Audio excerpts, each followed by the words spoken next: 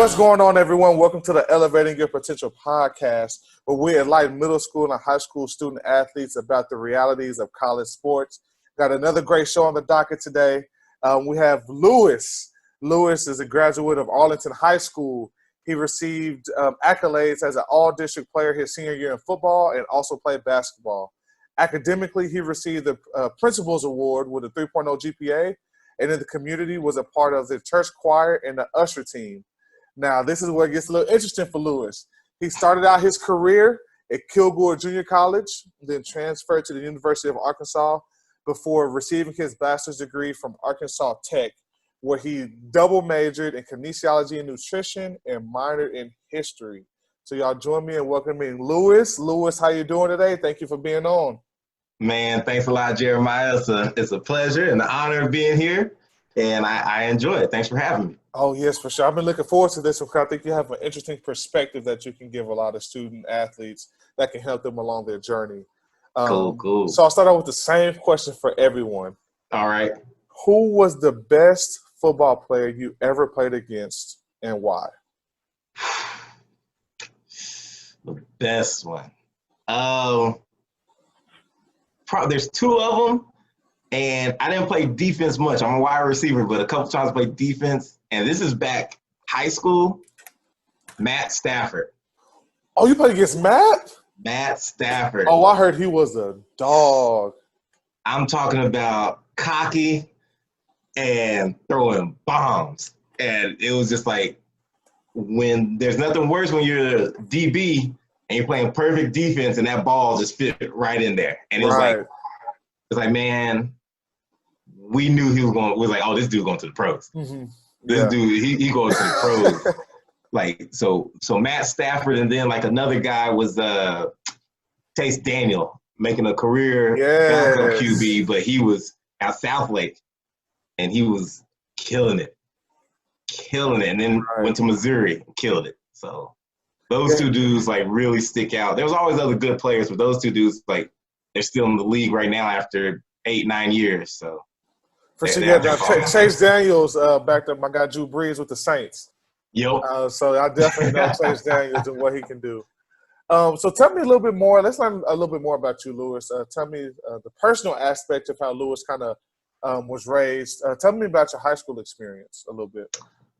Man, my high school experience was really good. I only had – so when I finished high school, my GPA went up.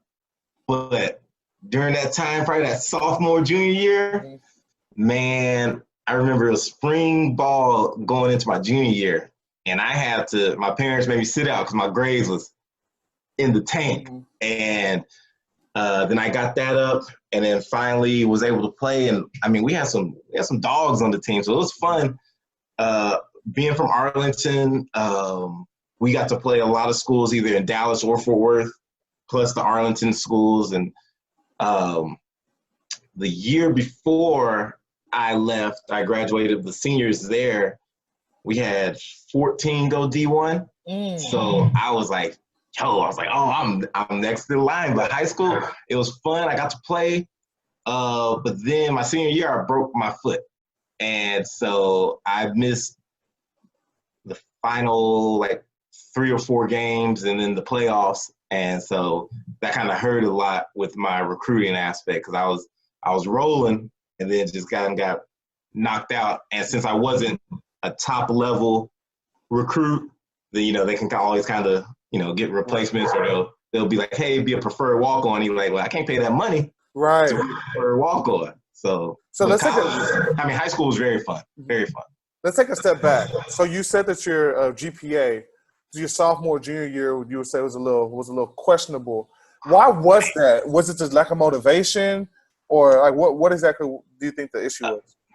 The lack of motivation, and then just always trying to, like, I'd rather be hanging out with my friends, and I just wanted to play sports. Mm-hmm. And then I wasn't taking it serious enough because I was just getting C's in classes I should have been getting B's in, and B's in classes I should have getting A's in, and no A's because I was just because I was just like, I'm just trying to play. I'm just trying to get by. I wasn't studying. I didn't do anything. But then when you fail a couple of classes and then your parents are like, oh, you really ain't going to be able to play because I would only pass during the season. And you know how some of the dudes, you're like, man, come on. I was that dude. I was like, I passed during the season because I was always going to play. But then once we were out of the season, I was like, oh, I can make it up. It's fine. So I just didn't apply myself. And I mean, shoot, I really didn't apply myself to probably my sophomore year of college is when I really took it. I was like, okay, I actually, because you get that reality check, like, hey, I might not be going to the pros. Because in my brain the whole time, high school, I'm going to the pros, going to the pros. Like, all I got to do is barely pass. I don't need a backup plan. So we're actually going to come back to that a little bit later. Okay. So you talked about actually, no, let's go here first.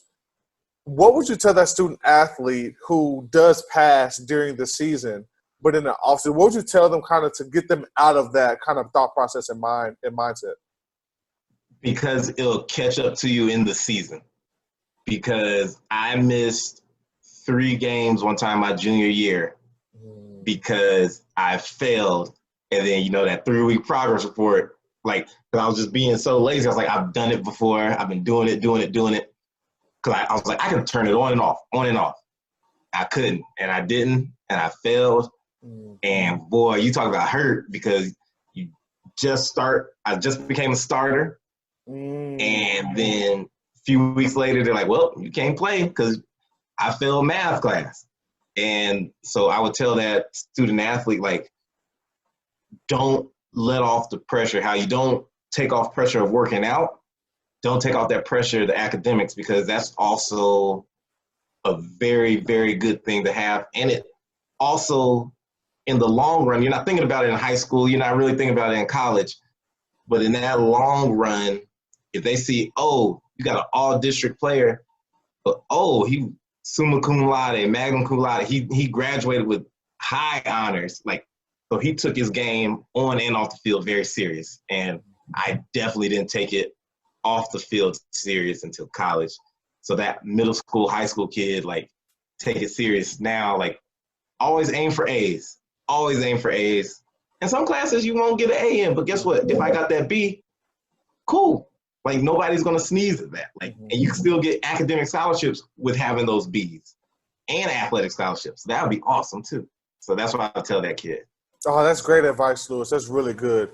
I want to kind of get into, so you said you had 14 student athletes go Division I from your high school. Yeah. What was that like waiting your turn? Because a lot of times in high school, people who end up going to play collegiate sports, they play as a freshman, sophomore, but you have to wait a little bit. So tell me about that process for you. The process, okay, so freshman year, getting to high school, I already knew I was going to be on the freshman team. I didn't even have aspirations of even trying to be on varsity freshman year because I was like, these boys big. And like, Arlington High, we were a football factory. So it's just like, I was like, oh, I knew I was going to have to wait my turn. Now, on the basketball team, them boys sucked. And I should have been. I was like, I know I need to be here my freshman year. But football, I was like, I need to wait my turn. And so our freshman team, we were undefeated, but we were really good. And like, then you know how they bring up the young boys to practice with varsity when it's playoff time. So we were like their test dummies. And when I was going to get some of the seniors, I was like, oh, okay, I can ball. I can do this now. And then like one of the boys, he's a junior at the time, and I caught like 2 passes. And he gave me a nickname. He's like, dang, you making catches out here like Superman. We're going to call you Super Lou. And so like, I got my nickname freshman year of high school, Super Lou, and they have been calling me that ever since. And it was just because I showed out against the upperclassmen. And then once I did that, I knew my sophomore year I was going to be like, all right, I'm trying to get to varsity. And so that just made me hungry. So then when that summertime came, I was working out with the varsity players and working out with still my teammates and my friends that were sophomores with me. But I was like, yo, we can get on varsity this year. Even though we were good, I was like, we can get on varsity, we get some clock. So that was my goal, and I made it. But I started out half the 4 or 5 games on JV, though. And then they bumped me up, and I was like, dope. So, like, you know, so I got to experience the JV life. and then going up to varsity, and then you're like, all right, this is what they talked about. This is the show. And then you get up there, you're nervous, but it's football, man. It's just like, you're like, oh, some of them are bigger, some are faster, but it was like, it's competition. So we having fun. So, and if you like competition, it is really nothing to you. Some of the boys get I had some friends get real scared when we were sophomores or even juniors. It's like, man, we're up here. I was like, dude, we've been doing this our whole life. Like, let's just ball. Yeah, that's good. So what you did was you didn't mind, even though in August when like the fall practices started coming around, just because you weren't on varsity, you didn't stop working. You kept working to get to that ultimate goal, and then halfway through the season, it was here. And I think that's a very important point because a lot of student athletes are like, okay, at the beginning of the season, if I'm not up, I'm just going to be down all season, and I stop working. And that's a bad thing because it's like you're never going to be not never because there's those we know those few less than 1% guys that never ever had to fight for a spot or do anything like that, and that's like even at the major level, like the Adrian Petersons of the world or people like that. But if you think about it, like look at Tom Brady, he had to fight for his spot. You know, Drew Brees, Russell Wilson, all these guys, Patrick Mahomes. Like nobody thought that he was going to be who he is right now.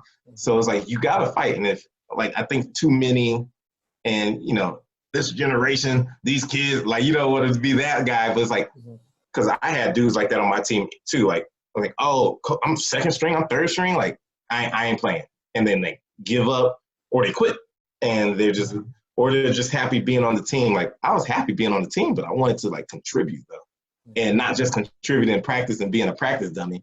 So you know, you just work hard, and you want the people screaming your name in the stands. Yeah. That's what you want, and if you really want that, then you're gonna work hard. I think a lot of kids today don't work hard in practice because they feel like, oh, just put me in the game and I'll be able to do it. You're like, well, you got to show me in practice that you remember to play, that you know where to go, that you know the audible to it. And if you don't do that, then yeah, I can't throw you in the game unless two people get hurt. And then I'm like, all right, go ahead and go in there. Yeah, you just made a lot of coaches happy, Lewis. You made a lot of coaches happy with that comment. So you started halfway through your sophomore year. Yeah. You were on varsity your junior year. And then you said earlier that you got hurt. Yeah. And you said your senior year, right at the end of the senior year?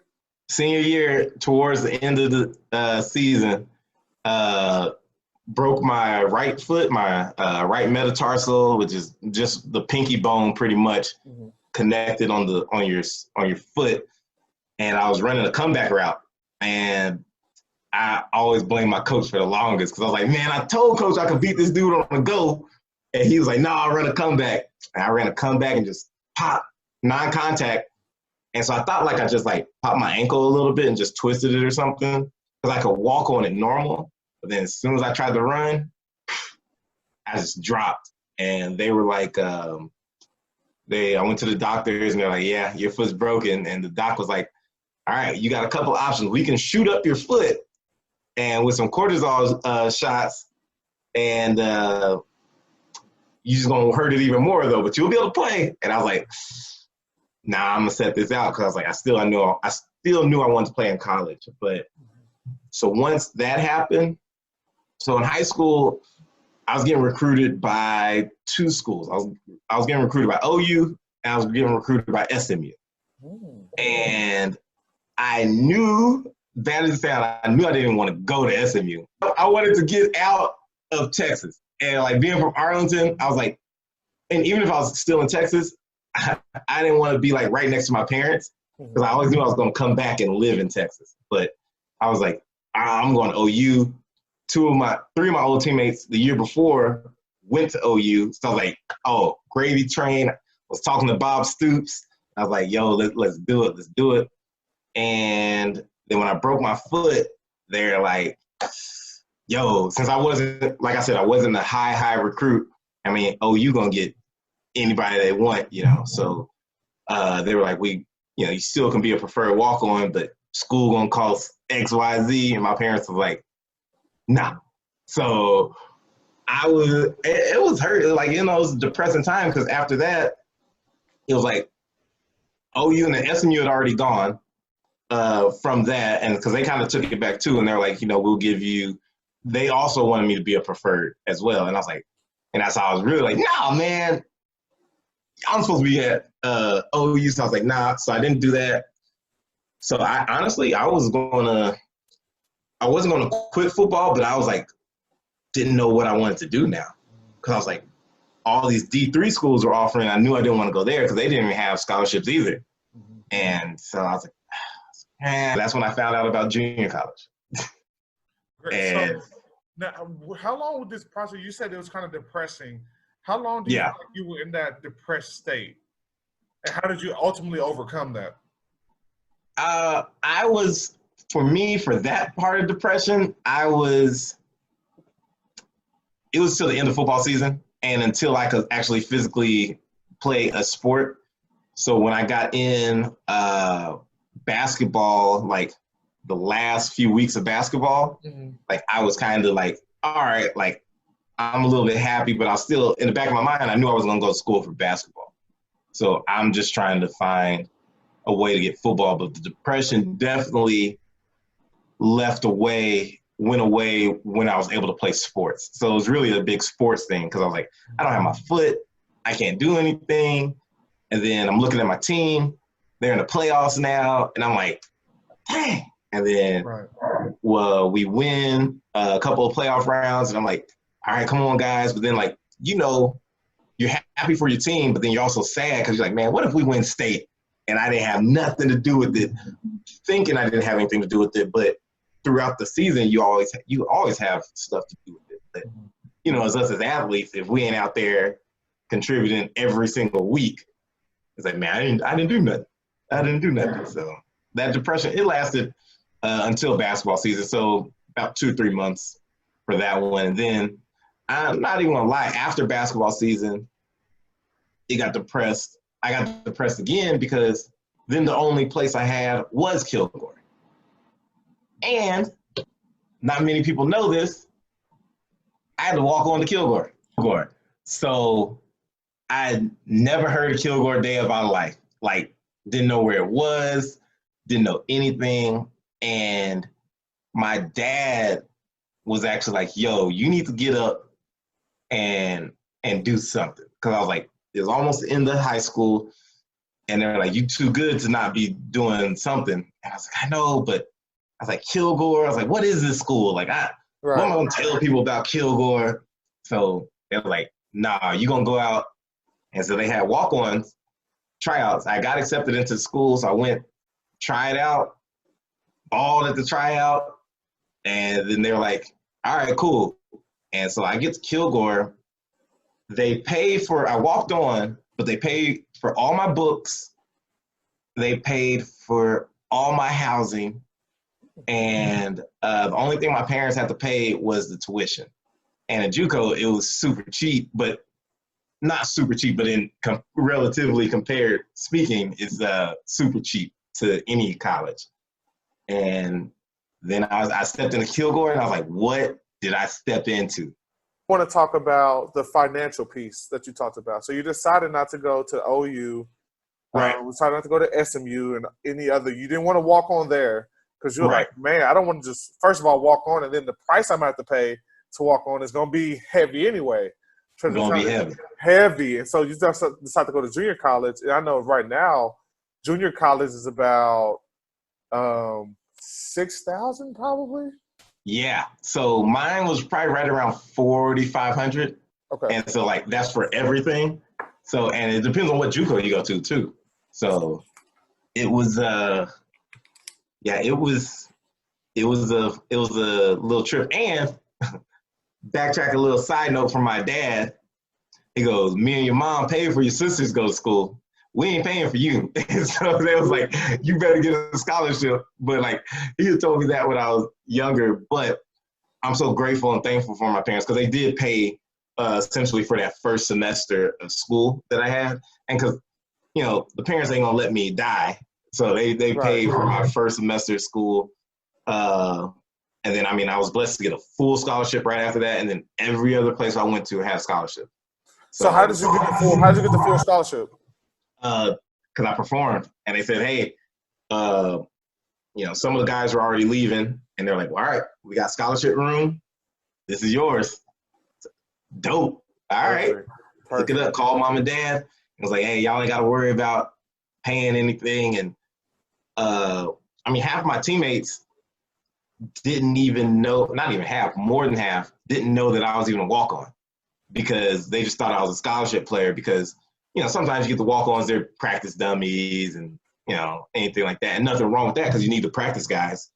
But, I came out balling. So I was like, all right, let's do it. And I tell you what, Germ, Last Chance U just came out. It's grimy. It's grimy. They ain't doing it they're not doing it for the television. It's just like that at JUCO. You have some stories for us? that you can say and yeah. Oh man. So let me put this out first. I have more from JUCO, D1, and D2. I have more dudes on my JUCO team go pro than any other teams. These boys are hungry, and it's grimy. So it was like we had some of the stories, you taking a bus everywhere, so there's no flights on JUCO. These boys, it is their last chance. Like I had this one kid on my team. He was like, I'm either going to stay here. He goes, I'm staying here and playing football, and if my grades run out, going back and selling dope. 100% serious. And he went back and started selling dope because he got kicked off the team smoking weed. So he got it. But when I watched this Last Chance U and I'm on the new season now, it's like that's exactly how it is. You got these. It's hard enough for a coach to get everybody to believe in one team, one dream, all that. It's even harder, I feel, for a JUCO coach because all these boys are looking for nothing but a scholarship to get out. Because that's the next phase. Nobody's at JUCO. Well, not nobody. So say if there's 100 guys on the team, 90 of them are looking to go out and go play everywhere else. The 10 of them, some of them, they're just they might have been local legends at the high school and they still got an opportunity to play ball. So they're like, hey, you know what? I'm just going to play ball, rock it till the wheels fall off. But everybody else, they're trying to go. So it's hard to commit to, hey, we need to win a championship. We need to get this guys. Because they're like, no, it's I'm for me. Some of them, or we got I had a lot of dudes come from D1 and came down. They were at the JUCO where I was at. And then playing. So for instance, the next year, the year after I left, that was when Cam Newton went to Blinn. And so some of my boys got to play against Cam Newton. I was like, man, this is the biggest man I've never seen in my life. But so that's the level of competition that they're playing in. So you had him at Florida and then going down to a JUCO. And so I had some teammates come from Texas Tech, from BYU, a couple of from the Air Force and stuff like that. So they came down ready to ball. And they were like, you come down, the facilities are trash. They're like junior high facilities.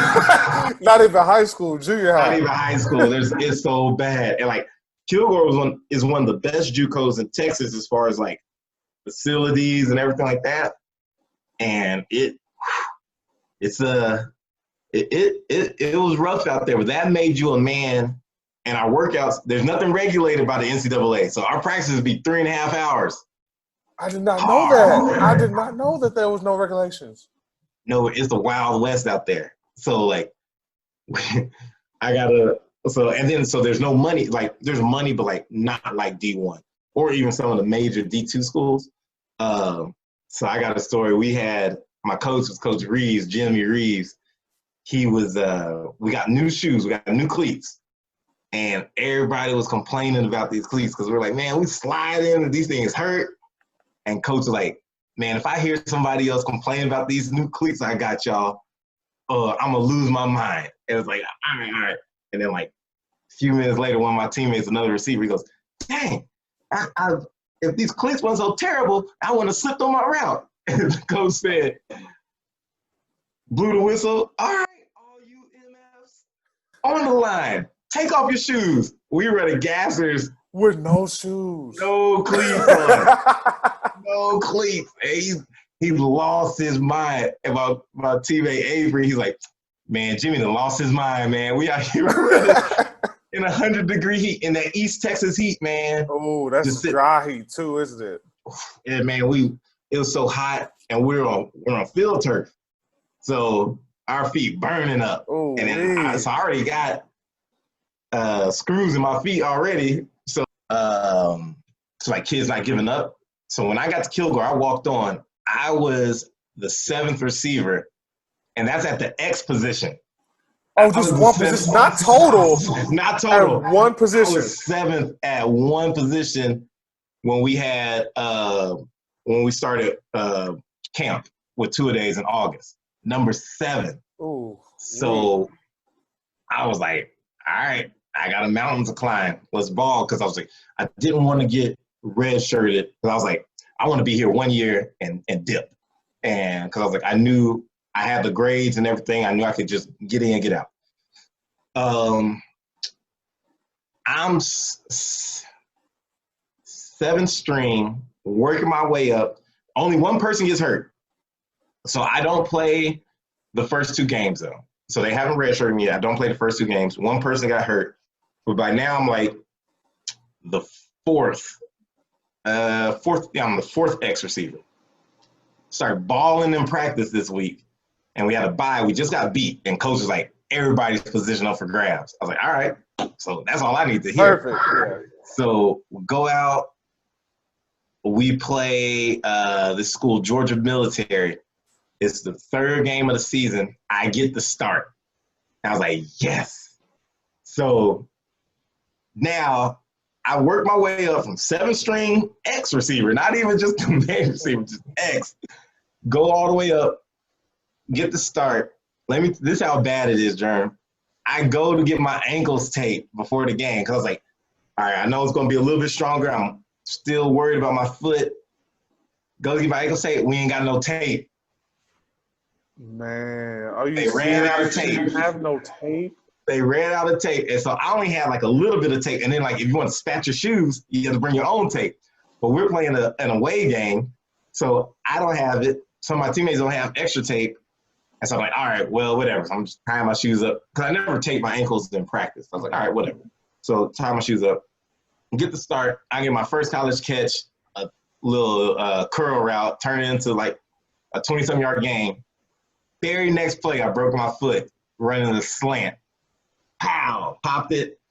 I played like 3 more plays, but I knew something was up. And so I go off to the trainer, and I'm like,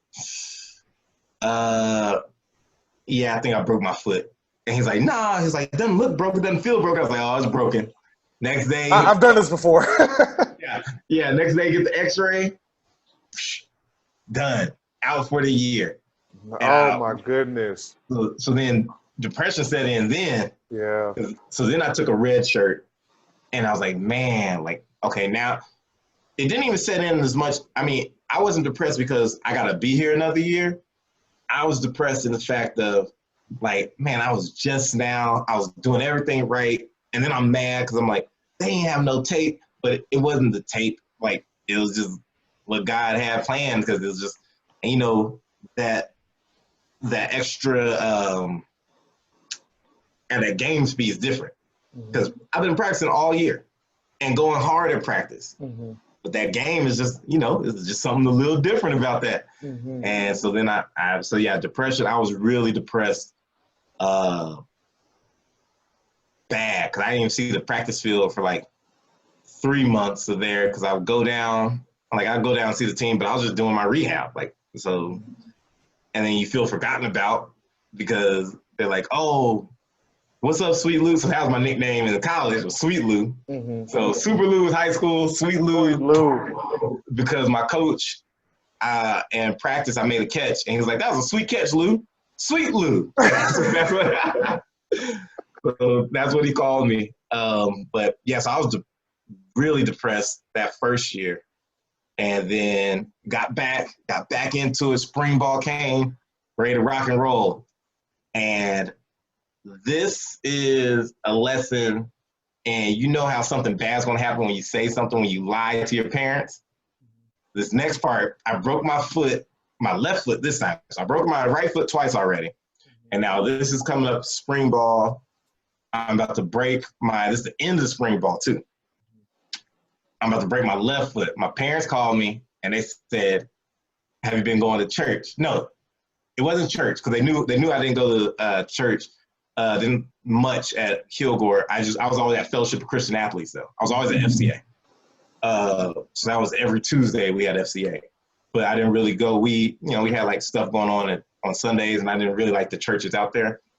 But they were like, it was something. They were like, "Did you read your Bible today?" And I was like, yeah.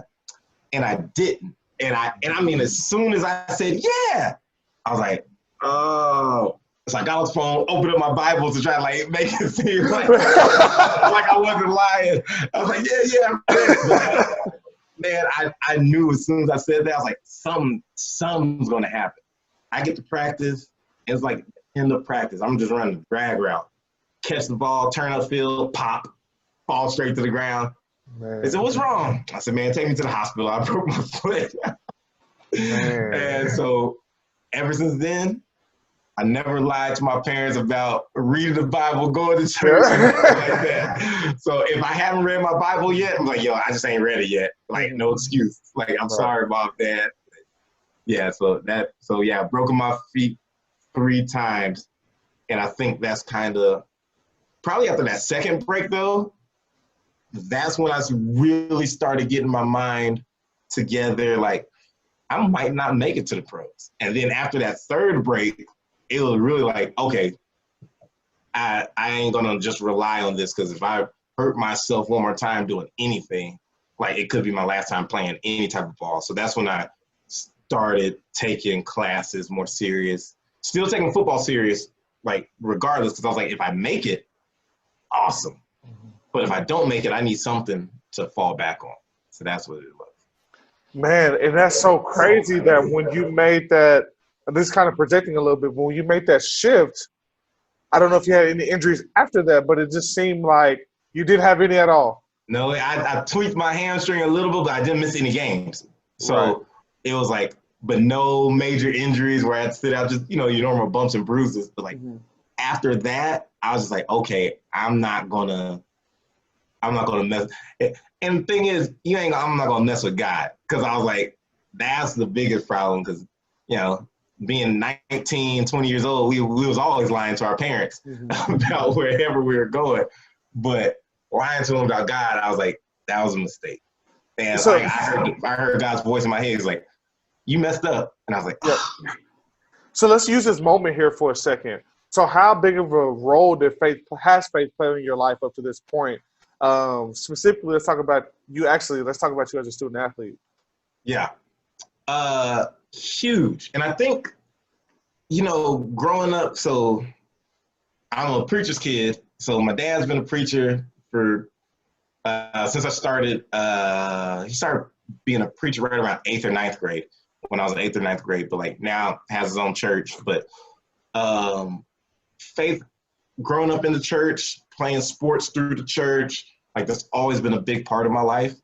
And I feel like, I remember I used to be so confused, like, well, God, what if the other team, they praying to you too? So like, we praying for a win, they praying for a win. Like, is God watching this game? Does he want the outcome? But I've always been in that priority. And I've always felt like most of the people, until I got to Kilgore, I had never met anybody that wasn't either growing up in the Baptist church, because being from Texas, or was at a Catholic church. But the first time I got to Kilgore is when I met my first Mormon that I actually knew. And it was one of our quarterbacks. And everybody was like, "You a Mormon? What?" like, but that faith in Christ has really helped me, because even though I had gotten depressed, and everybody gets depressed, whether it's through circumstantial depression, I think that's a lot of it, is whatever happens in your circumstances, like, woe is me, like mama, papa don't want me, or anything like that. Like, but I think going through that depression, having Christ there with me, because I was still reading my Bible, I still go to FCA even when I was hurt, but it still takes some time to wiggle out of it, because after depression is the self-pity now, and then it goes into the self-doubt and all that stuff. So, and the whole time, if I was really being honest, I was questioning God, because I was like, why you break my foot? Like, I'm better than this person. They ain't never been hurt. They ain't never had a sprained ankle. And like, I've been doing this, and then why? And I think it was honestly a blessing in disguise that I was able. Oh, you ball out. You do well. Let's go to Arkansas. So this is the first transition, or the first transfer is Arkansas. But I want to talk about academics for a quick second. Let's do it. So did all of your credits transfer from your junior? Like, did you graduate with an associate's and then go to Arkansas? Associates. Yeah. So everything transferred. Everything was good with that. So the biggest thing for sure if anybody that goes to JUCO, and if you qualified to go to D1, D2, and your SATs were good, like, that's still cool. But still also, if you have that opportunity to graduate with your associates, because if you don't qualify, you definitely have to graduate with your associates. And then you can pretty much get in everywhere. Like, they'll take, because that's just all your prereqs. So they're going to take that. So definitely, if you're going that JUCO route, stay those 2 years, or stay that year and a half, or whatever you have to do to get that associates, because it's just easier to get that transfer in. And you highly suggest that they go to JUCO, get your associates, and then, because you will be able to transfer to anywhere.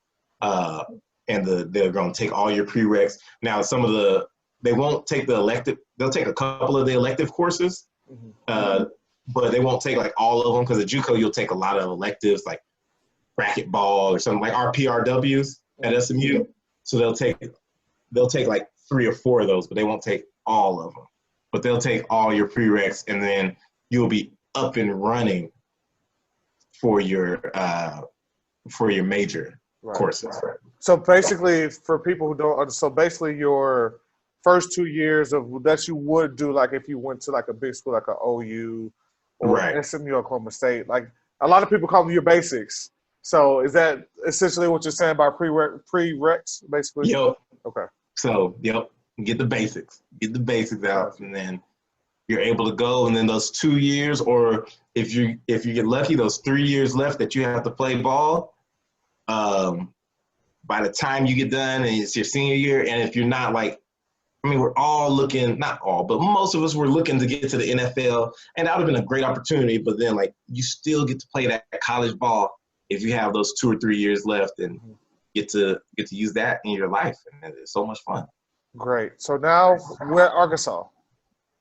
So now we're at Arkansas, and so now I'm with the big boys, and it's like being that sophomore trying to get the varsity again.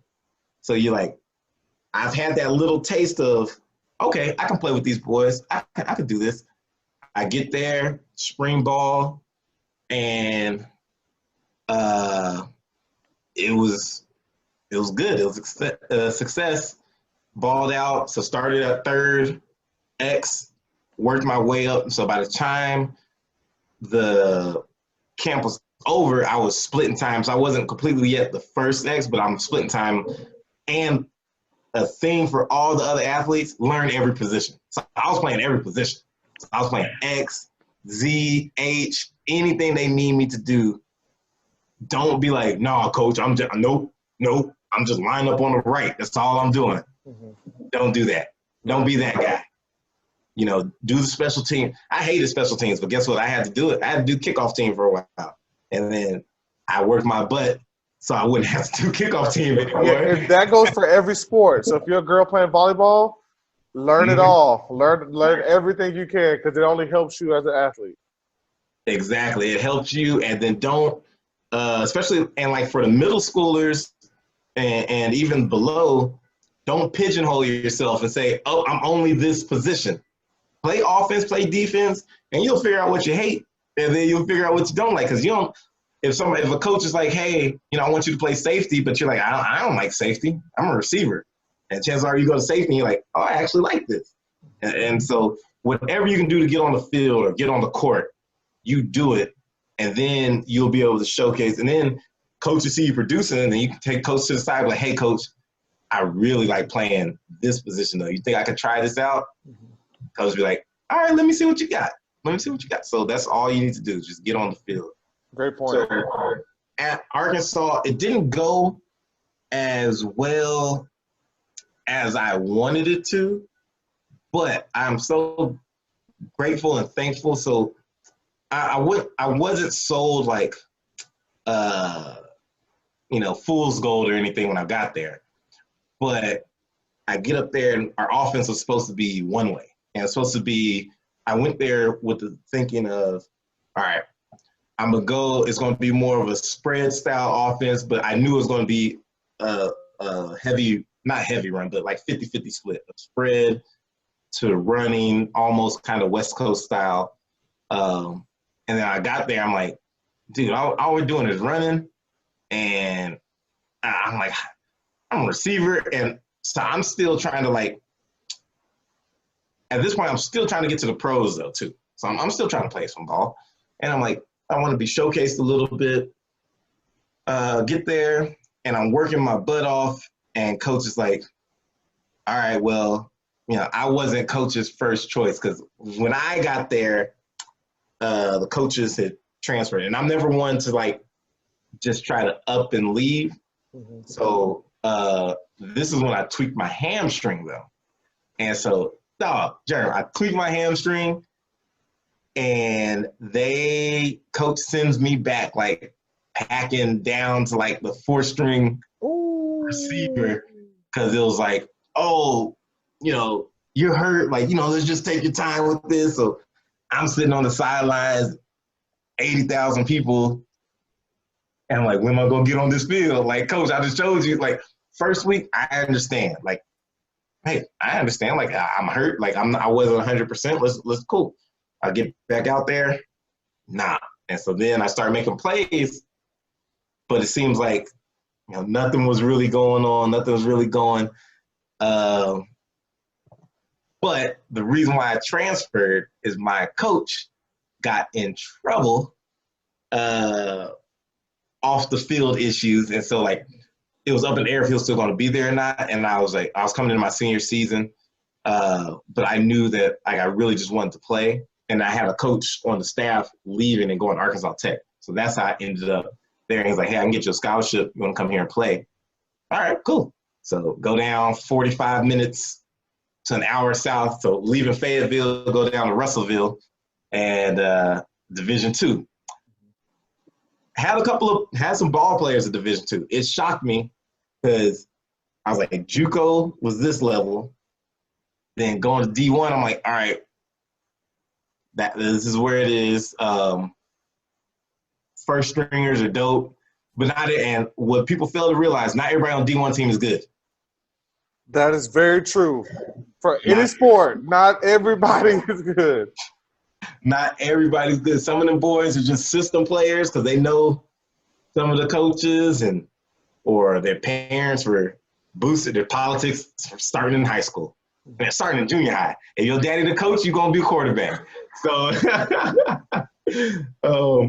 but it was so going down there to Arkansas Tech, I enjoyed my time there too. We were middle of the road team, nothing too crazy, but had some athletes there. But once I got there to Arkansas Tech, I knew that I was there for school. I was there to have fun, make some memories, and football was going to be a thing of the past after a year or so. But I was still trying to work on my craft though, because it's still football. I still got a job to do.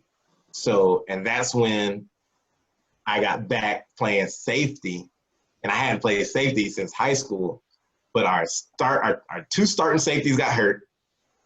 One of our backups got hurt. And so they were like, hey, we need somebody to play safety. They was like, Lou, you play safety? I was like, high school? I said, man, it's been about 3 years. And they were like, nah, we're going to put you back there. And I played safety for 2 games. But it was cool seeing that. And like, no guys on my team at Arkansas Tech went pro, but some of the guys I played against at different D2 schools like Valdosta State and it was Northwest Missouri State or something like that. They're green and white. They're the Bearcats. They had some, like, I was like, oh, okay. They got some athletes out here. Sure. And that's kind of what I want to talk about a little bit more too, because I don't know, honestly, I know people who've gone D1, I know D3, I know JUCO. I don't know much about Division II. I don't know what that experience is like. And so, yeah.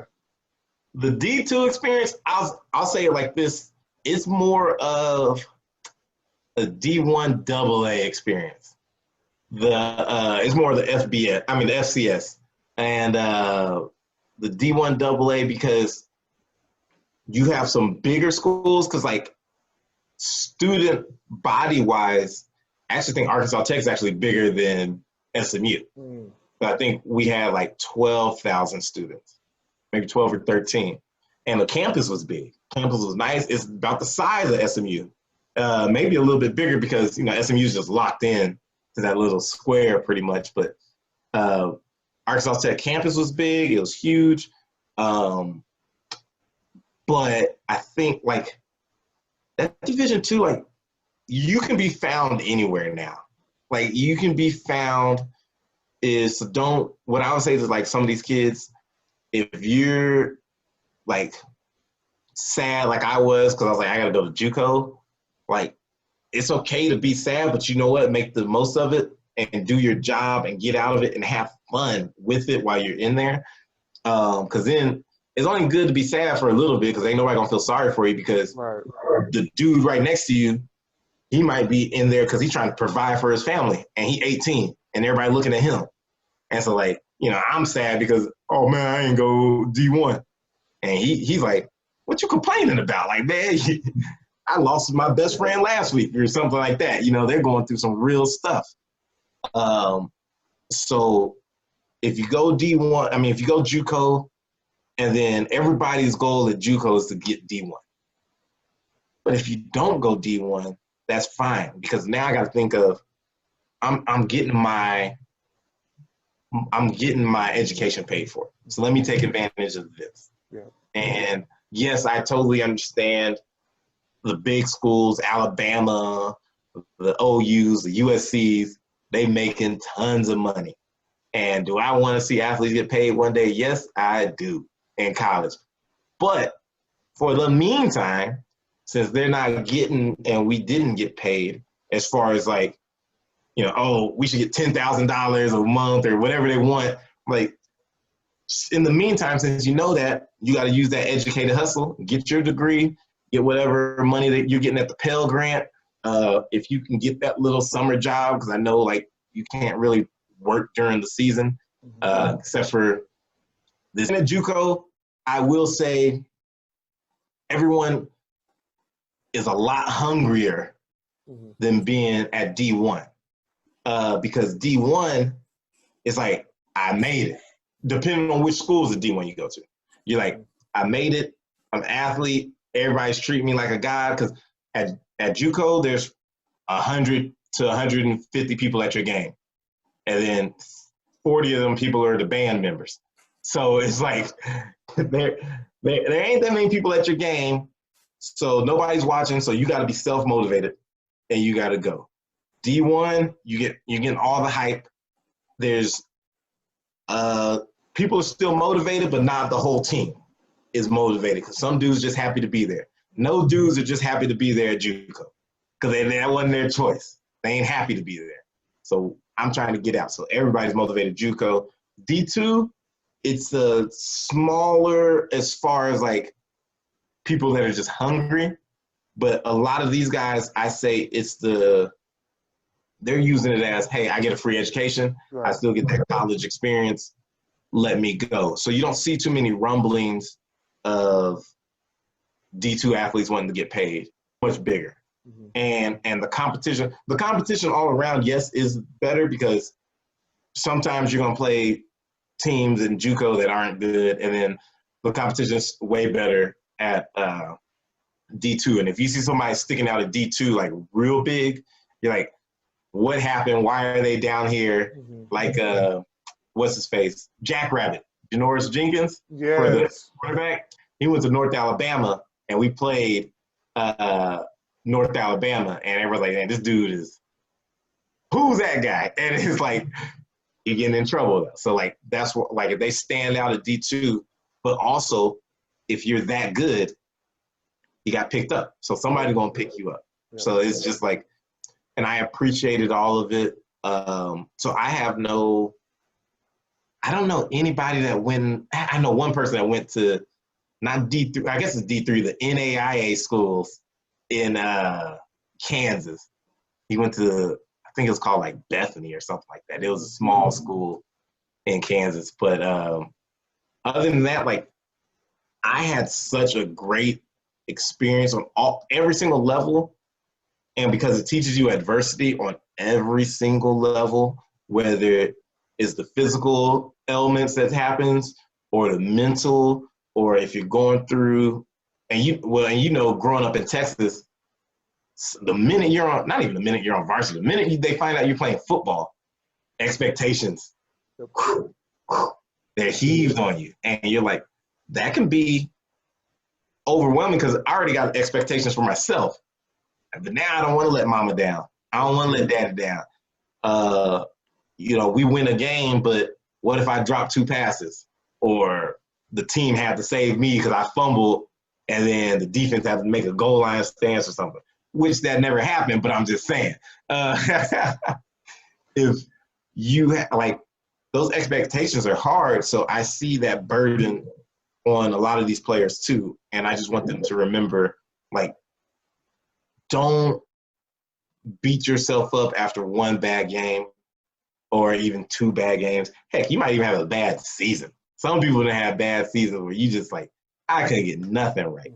But then you got to come back, reset, refocus, and keep balling and figure out what you're doing wrong, and never, ever, ever, ever, ever blame somebody else. Mm-hmm. Always got to look in the mirror. Because hold these for the last question, Luke. Don't give your advice away yet. We're almost there. My bad. Hold them for the last portion of the video of the podcast, please. Okay. That's my bad. There is something I want to break down before we continue. So a lot of people get caught up in D1, D2, and even me too. D1, D2, D3, JUCO, NAIA. Yep. And I want people to understand that those are simply.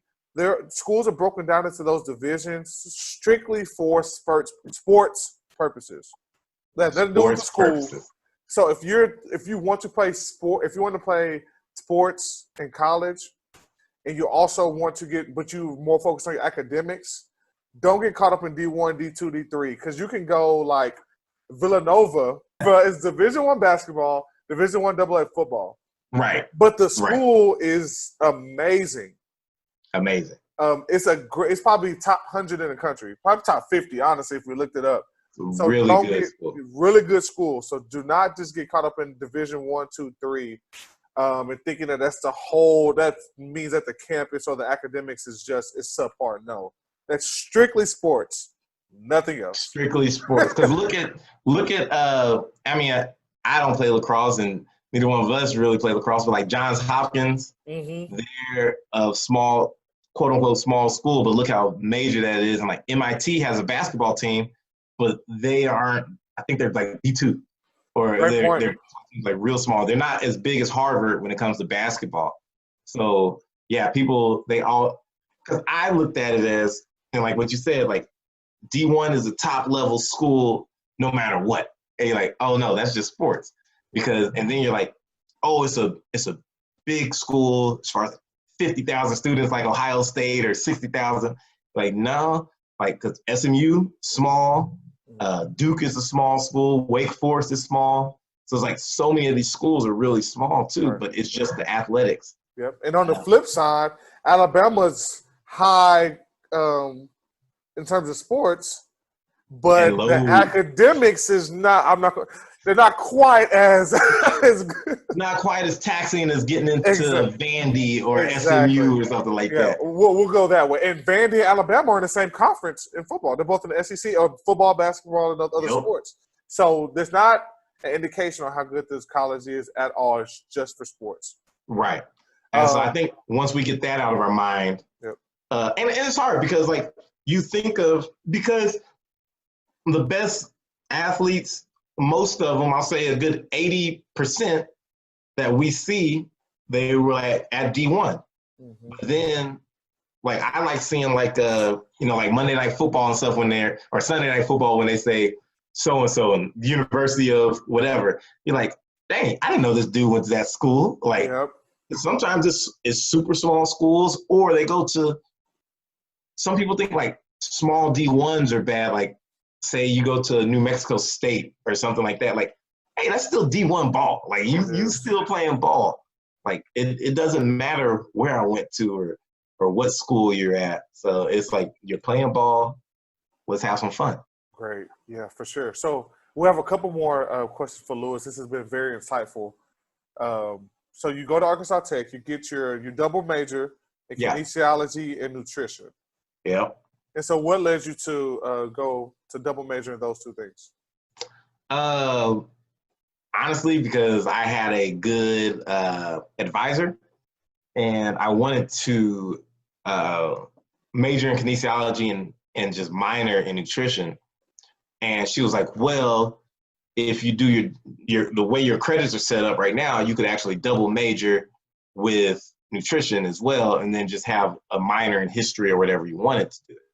I was like, okay. So I went, I was like, what would I have to do? And I had to take like 2 more extra classes have that double major. And I was like, all right, cool. Cause she was like, if you do this, you can come out and then you take a test and you'll have a cert and you'll be a certified nutritionist already with that degree. And so then you can go straight into any type of nutrition that you wanted to. And I was like, all right, well, so that's what I did. And then I still got certified in nutrition as well. So to help the audience, what exactly, you said advisor, what is that? How did I So my college advisor is like your high school guidance counselor that's supposed to help you you tell them what you want to do, and they'll pick out the avenue that you want to do, and then they'll also give you options, because you always need a plan A, plan B, and plan C, because it never goes according to what you want to do. So my college advisor, and I always recommend talk to your college advisors, because some people never even met their college advisor before. Mm-hmm. So you go to your advisor and you say, hey, I saw my credits, I'm looking at what I have, and I want to do X, Y, Z. And then you also let them know when you want to graduate, because some people want to graduate in 3 years. And so the first time you see your college advisor, they're going to be like, okay, this is what you got to do. But then if you're playing sports, the college advisor is big, because say you want to go into med school. Well, some of those classes might only be given in the fall, and we're playing football.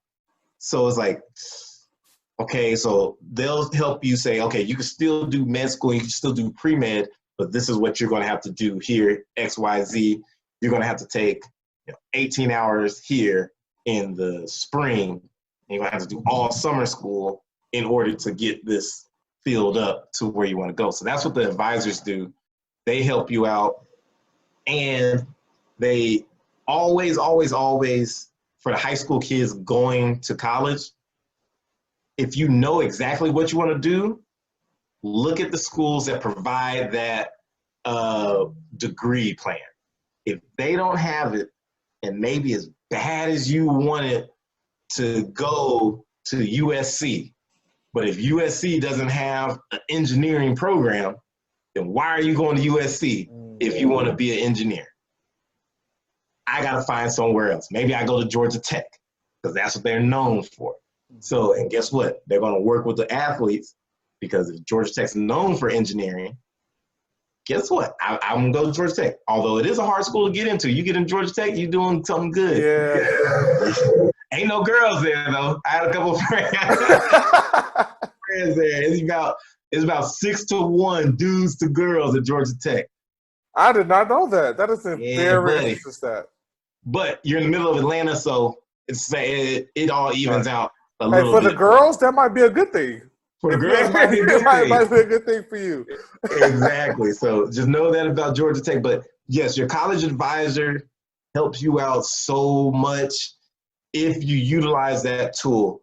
And I didn't start utilizing my advisors until my second year at Kilgore, and then every school I went through afterwards, boom, boom, boom. Talk to your advisors, talk to all your professors, and sit in the first 3 rows of the class so the teachers will know who you are.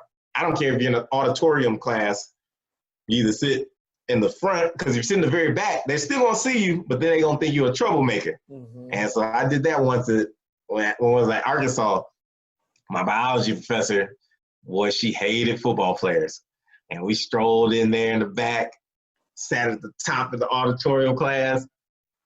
Yeah, she didn't like me too much. I worked hard. I worked hard for that B. So I knew that I was like, I'm not gonna get an A in this class. I'm gonna get a B. But I knew I had to leave my teammates and walk down and sit at least halfway in there in that auditorium classroom, so she would know that I was serious. And then I just talked to her too. But always talk to your professors. Even if you're ace in the class, talk to them so they know who you are. And they can say that, oh, he's a good person. Oh, she's a good person. She's a good student. Not just, oh yeah, I've seen him in my class before. But nothing else. They can't give you anything else. Because you're gonna need a letter of recommendation somehow. Keep preaching. Yes, need them rec letters. Get them rec letters, and those professors, because rec letters from coaches are good, but professors go even further. Because I better be able to go to my coach and be like, hey, I need this. But if you get it from your English teacher, if you get it from your history professor, like that's something that puts a lot more weight on it. Because if you say on your job application, college athlete, they're going to be like, and then the first reference is my ex-coach. They're going to be like, okay, yeah. And then they go down, they're like, oh, you had a professor? Okay. And I bet you 8 times out of 10, if they call those references, they're calling that professor first. They ain't going to call the coach. They're going to call the professor, then they'll call the coach. But they'll call the professor first to be like, how was he as a student? Mm-hmm.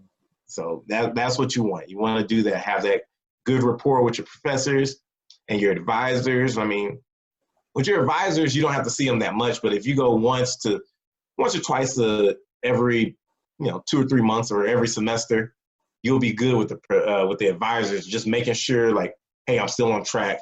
Because don't trust your schedule you're looking at. Go to your advisor and be like, yo, I'm still on track, right? Did anything switch up? Because you never know what can switch up with your degree plan either. So they might sneak something in that you didn't even know about, or your coaches didn't know about. So.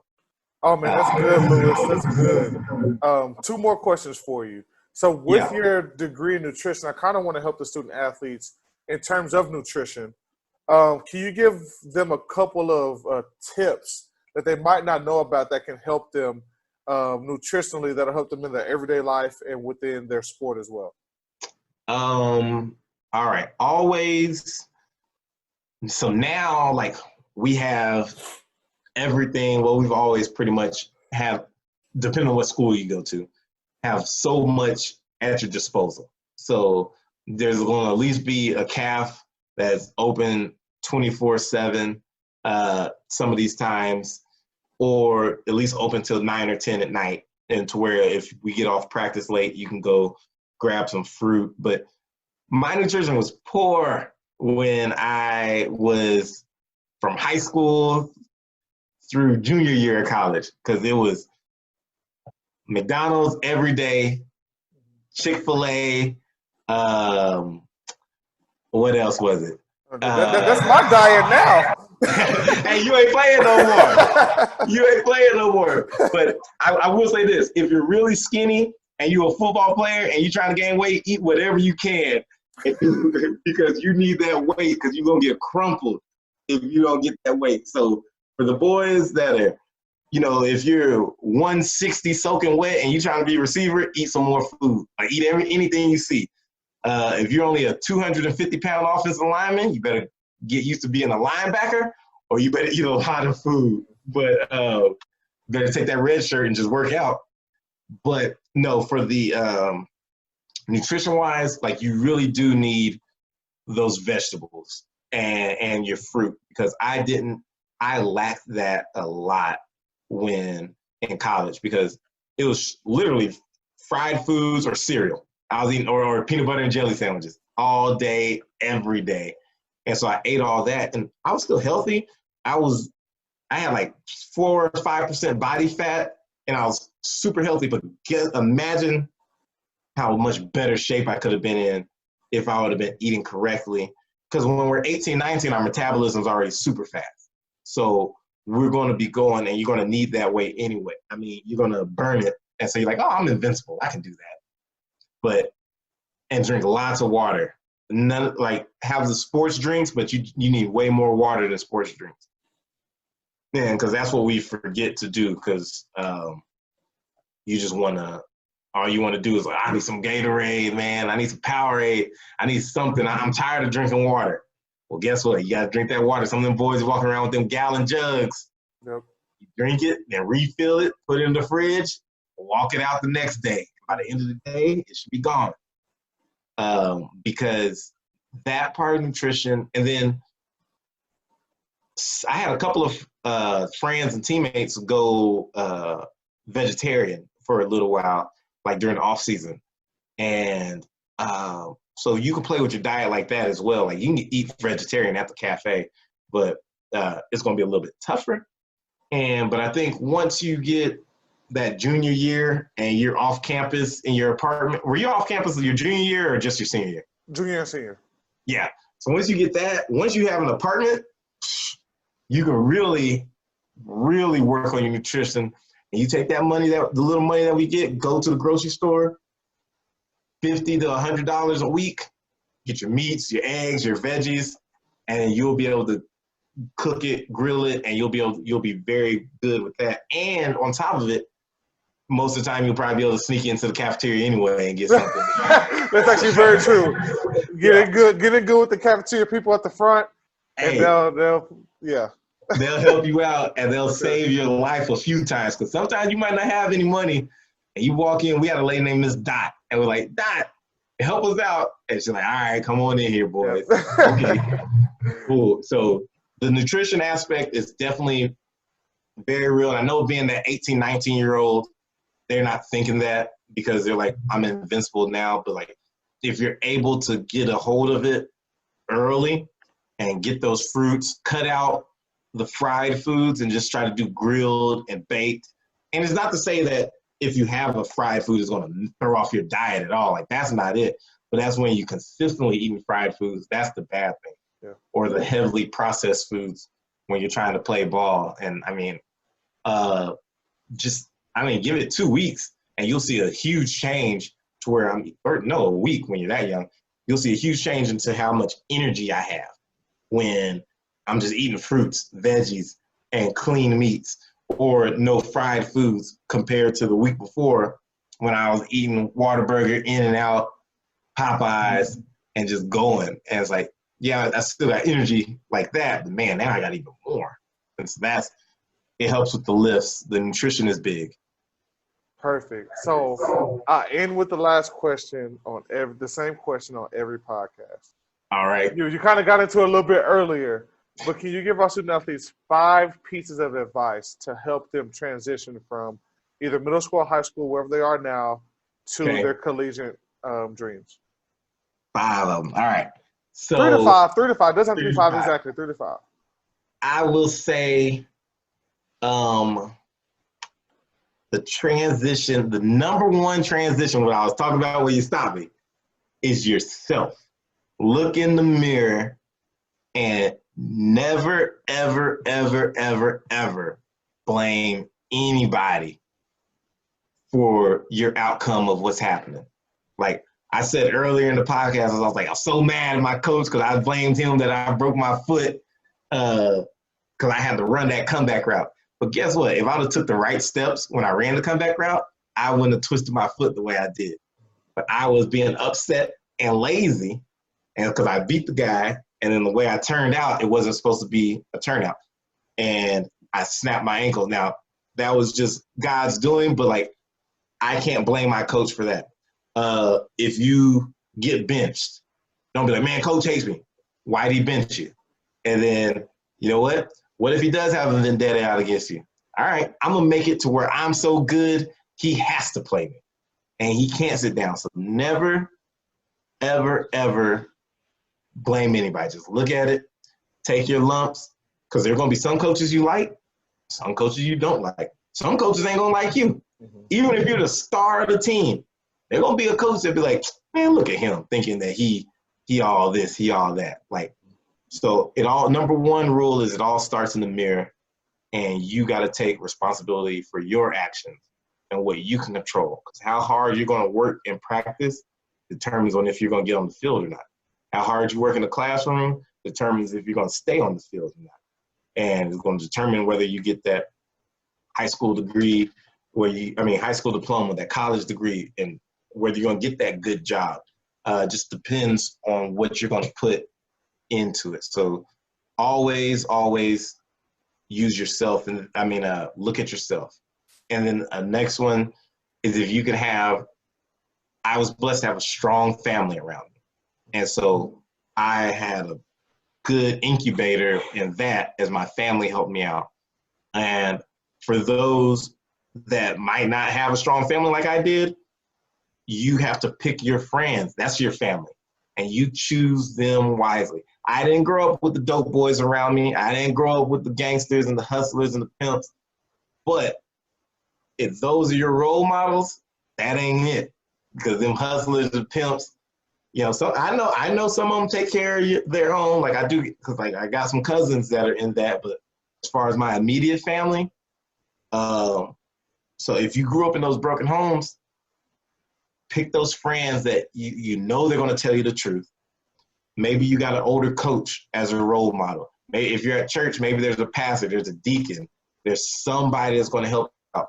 If grandma and grandpa ain't around, if auntie and uncle ain't around, you find a solid core group of friends, because you can't get through this on your own.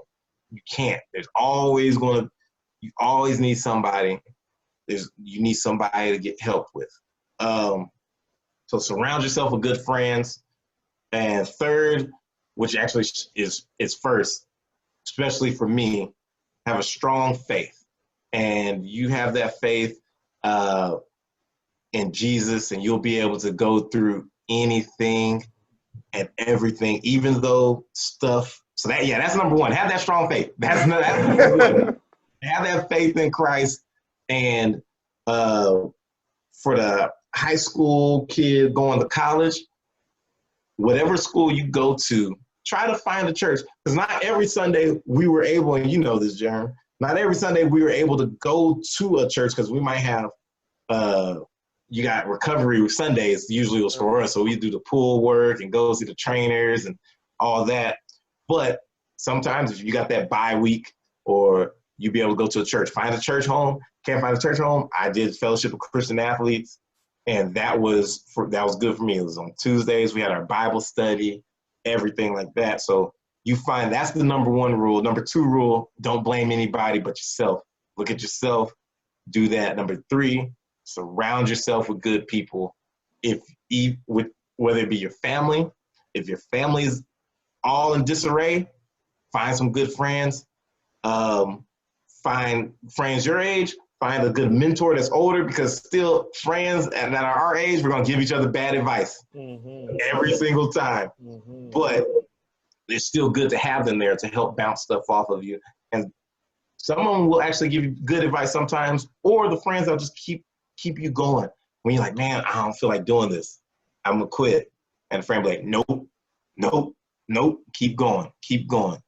And then Fourth, this fourth and final, have so much fun because it's fun. Don't put the weight on the world on your shoulders at 18, 17, 18, 19 years old, 20 years old.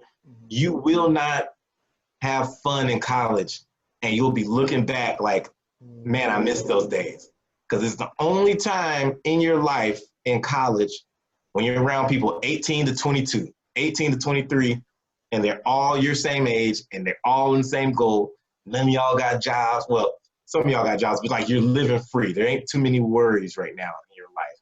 And especially the high school students, there ain't nothing like Friday Night Lights. Nothing. It's the best. College is a job. High school, you're having fun. Everybody knows your name. You're doing homecoming. You got all this stuff going on. It's just so much fun. You get to be with your friends, and you don't want to take that for granted either for the high school students. And then when you get to college, it's a job, but it's still fun. But it's a job. Like, don't ever get that. Don't get it twisted. It's a job.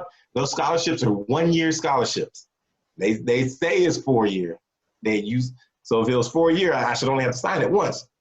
Nope. I gotta keep on signing it. Great point. That is a great point. Every single year is a tryout. You're trying out for that team every single year. Because one day you might wake up and be like, Coach, where my books at? Oh, what? Right. Because we got that year-end review after every single year. And like, all right, well, you coming back this year? Yes, sir. All right, sign this. For sure. I'll interject a little bit too. So what Lewis is saying, he's 100% right. Yes, it is a 1-year contract, but as long as you are taking care of your business in the classroom, as long as you're showing up to workouts on time, not breaking team rules, you're fine. But if you don't do those things, you could be in jeopardy. So like, they cannot let you go because you aren't performing well. Because I don't want to get in your head that it's based on your performance. And that's your performance-based on contract. the field. But if you are not showing up to class, if you are failing, if you are showing up late to workouts, if you're not coming to workouts, then yes, you will probably not be there much longer. Because the first thing they'll do is they'll put you on academic probation. Yep. Where you'll still have your scholarship, but it's a trial. Because it's like, all right, let's see what happens. And if you don't get out of that, you gone. Exactly. Yeah. Sorry, Lewis, sorry for putting that little point in there. No, you didn't. That's good because I have to explain. You have to explain that to them because that is true. Like, it is definitely like a big thing because I don't think people understand that it is a 1-year contract. Right. And it is definitely not performance-based because, yeah, like you said, don't get that in your brain where, man, if I don't catch 20 passes this year, it's going to be something. So, no, but it's performance-based off the field. Exactly. Exactly. And then also, I didn't go to many parties in college starting out because I'm just not a partier. I mean, I go to bed. I'll be in bed an hour and a half after this is over because I just go to bed early. But I didn't go to that many parties, and the parties that I did go to, it was cool, but like I experienced that, and I say, hey, go out and experience that, but be a good judge of where you're going. If you show up to a party and you don't feel right, and you're like, something's off with this, just leave. Just leave the party. Nobody gonna say that you lame. Nobody gonna say this, because every party's the same in college. You ain't missing it. Because the best party in the world was last weekend, but guess what? There's going to be a better one this one. That's what everybody's going to say. So I didn't party too much. I was just solely focused on football so much that I didn't want to be out and be bothered with the partying. And because I needed my sleep. Because if you don't, there's very few people like Dennis Rodman that can go watching The Last Dance. Like, they can go out, party, come back and give you 20 boards, 5 blocks, and whatever like that, and still be performing. And I knew I ain't one of those guys. So I didn't party much, but go see, and when you're in college, go to the basketball games, go to the soccer games, go to all the different sports to see that. Because that was one regret I wish I would have done, like, to see more of the sports. Because I watched, I was doing our football games, I go to a couple of volleyball games, and then some of the basketball games. But I never went to a baseball game. Never went to soccer. I went to some of the softball games, but like didn't even see the gymnastics. Went to track. Went to the track meets. So like them track meets. Yeah. It's just time management. Just prioritize what you're going to do when you get to college, because that's the hardest part, because high school, everything's regimented. You got your parents, you know you're going to be there for a while. And then college is like, the fall semester was always the easiest for me because it was regimented. Spring is when my grades dipped again, because it was like, we got workouts from 5 a.m. to 6:30, and then we're done. Yep. And I got class, and I'm done by noon. And I'm like, man, what am I gonna do with myself for all these hours? Then you start seeing girls that you ain't never seen on campus before. You're like, where you come from? Like, oh, this is how a college person's supposed to live. Right. So you get true college life, but just keep your mental toughness. At Kilgore, this will be my last thing, they use the saying MTXE, and it was called mental toughness, extra effort. And that's all we ever did. Mental toughness, extra effort. And if you have that mindset, ain't nothing's gonna stop you from, whether it be injury, whether it be a professor, whether it be a coach, whether it be I don't know about you, but I didn't get along with I got along with all my teammates. I didn't like all my teammates. That was pretty accurate. That's pretty accurate. I'll get along with them because the common goal is we got to win these games. And you know what? Let's do this. But you ain't going to catch them at my place. And I ain't going to be at their place. They ain't inviting me out. I ain't inviting them out. So it's just like, you'll always have teammates that you're like, they're kind of weird, or they think they're too cool, or, you know, it's just like, all right, well, that's them. When I see them in the locker room, I say, what's up? You know, we just keep it moving. So, you know, just that's it. Nice and simple. Hey, Lewis, that was perfect. I think that our student athletes can get a lot from what you have given to them throughout this podcast. We appreciate you being on. Thanks a lot, Jeremiah. Oh, man, it was great. We appreciate you. All right, everyone. Hope y'all got a lot. See y'all next week. Cool.